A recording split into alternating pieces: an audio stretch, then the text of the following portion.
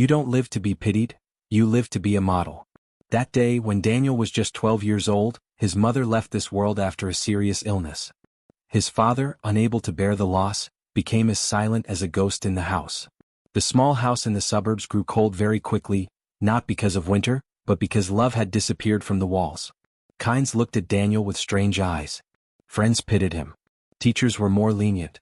The whole world seemed to want to tell him one thing. Poor boy. At first, Daniel did not resist. He let people bend down, pat his shoulder, and say sympathetic words. He lived as if his life were an irreparable loss, as if he were a victim marked by fate as pitiful. Until one day at age 15, Daniel read a quote from Seneca. We can't choose our circumstances, but we can always choose how we respond to them. That statement didn't sound like a comforting statement. It didn't say, everything will be okay. It didn't ask, are you okay? It pushed him out of his comfort zone, the zone that everyone wanted him to live in. Pity. Daniel began to realize. If he lived like a wounded person who needed someone else to heal him, he would never stand up straight.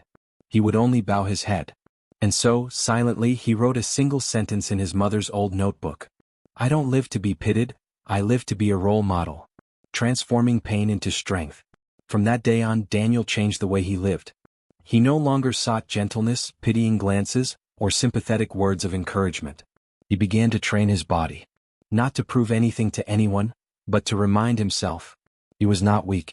He had only been hurt. And anyone who had been hurt, if he knew how, could become incredibly strong. Daniel woke up early. Worked harder than his classmates. Read books instead of complaining. He turned to Marcus Aurelius, who once said, be strong like a rock that the waves never stop crashing against, but cannot shake.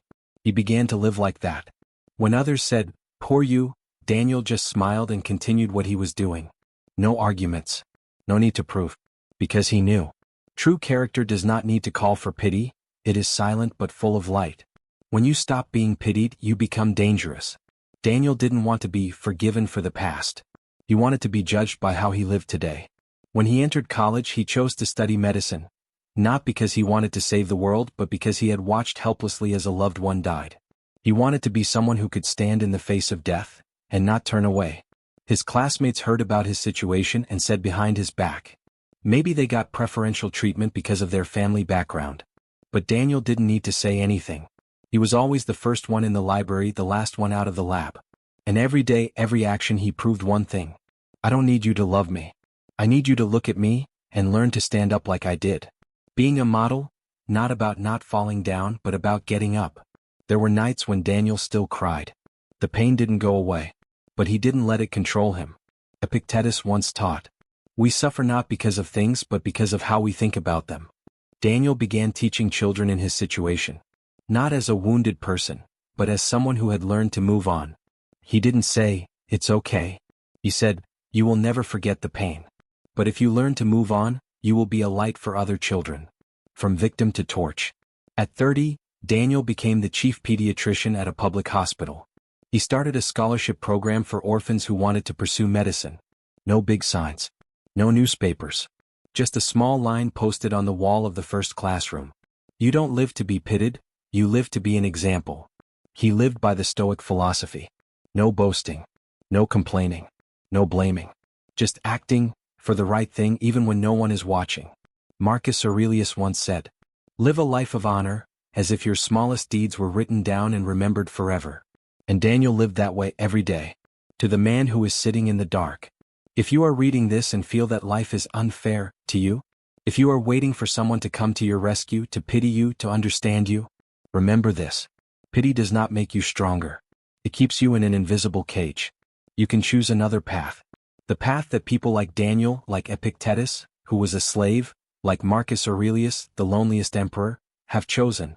It is not the easy path. But it is the path to freedom, from within. Conclusion. Become a model, even if no one calls your name. You don't need to be a hero in the newspapers. You don't need the whole world to recognize you.